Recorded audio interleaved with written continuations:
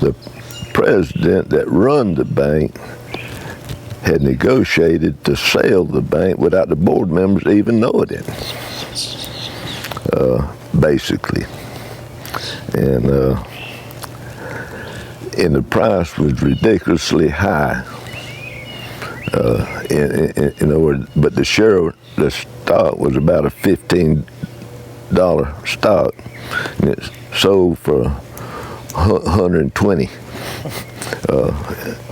And the boss was the one that made the presentation. It was him going to buy it, and he had a printout, of what the thing was, and what he's going to do. And I had scanned over it the day before I went down to listen to his speech. And that night I studied the thing.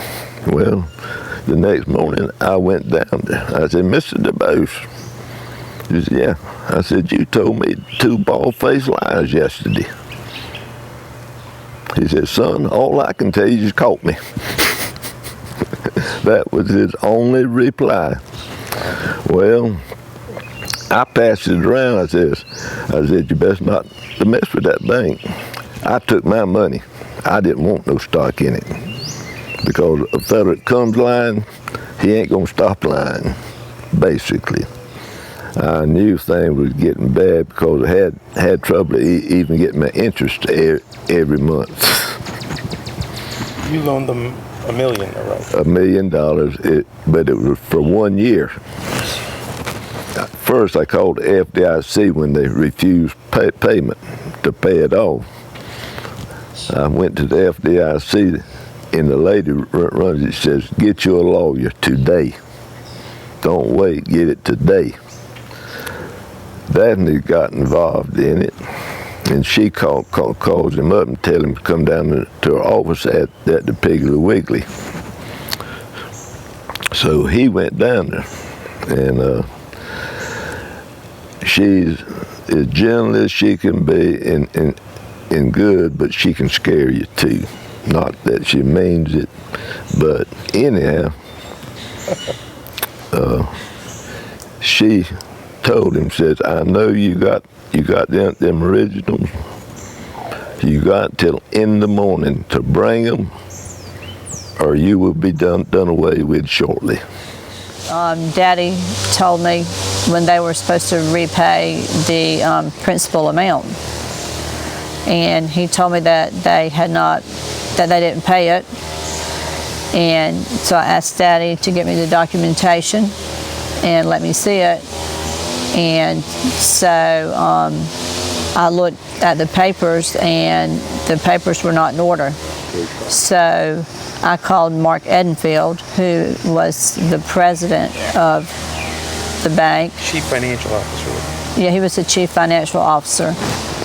And I asked Mark I told him that I needed the original papers.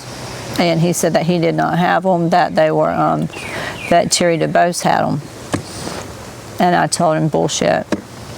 And so I told him that he needed to have a copy of the papers to me by the next day, 12 o'clock noon.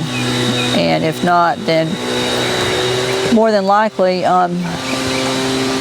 my face would be the last face his mother would see. And about 20 minutes later, he was at my office with the complete set of original papers. And Mark has a heart problem, and he was out of breath. He was having trouble breathing. Excuse me. So I told him, I said, "Mark, you need to sit down." I said, "If you have a heart attack, I'm not going to call 911, and I'm certainly not going to blow." I said, "I'm just going to step over you and lock the door behind me and have somebody clean the office." And then Mark asked me, he said, "Will you please call your daddy and tell him that I brought these statements?" And I said, "You know what, Mark? Go to hell.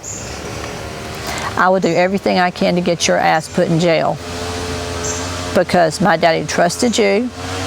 These papers say that Daddy was in Alabama when he signed these papers. During this time, Daddy was sick. I have a diary of what Daddy did every hour on the hour. You screwed my daddy over. I said, go to hell. I'm not calling my daddy and telling him a damn thing. And furthermore, if you go near my daddy and do anything to bother him, I said, you will regret it.